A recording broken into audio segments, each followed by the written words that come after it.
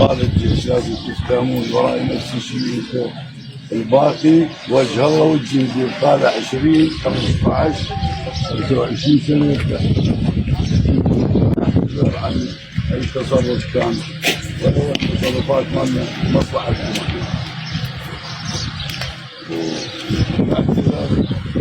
عن الضغط بالعمل والجهد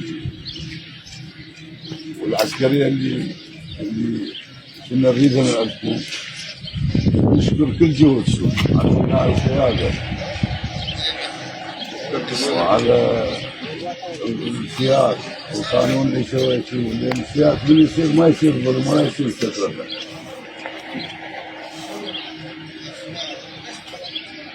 وربعكم اللي ما شفنا مرسلين عليكم. إن شاء الله احنا قريبين عليكم بالتليفون أو أي شيء تحتاجون خدمة. انتم ما قصرتوا هذول الأبطال، ما قصرتوا، بنوا قيادة كاملة.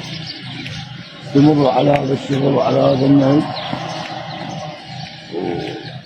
واللي عنده طلاب يخلي يسولف الناس.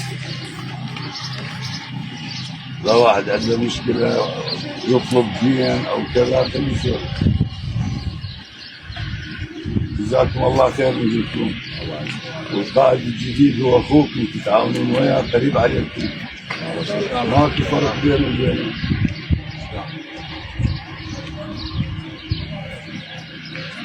وبعد يمكن اللي حاضر يصير منا على الغايب.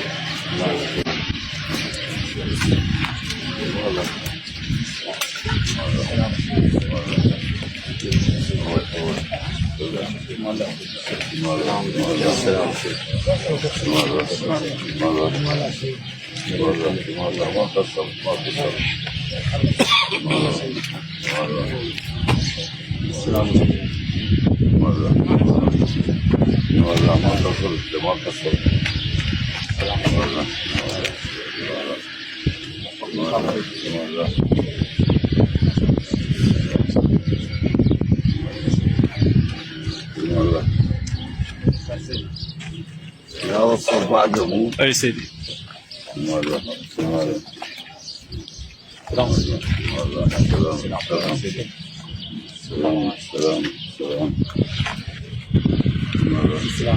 سلام سيدي.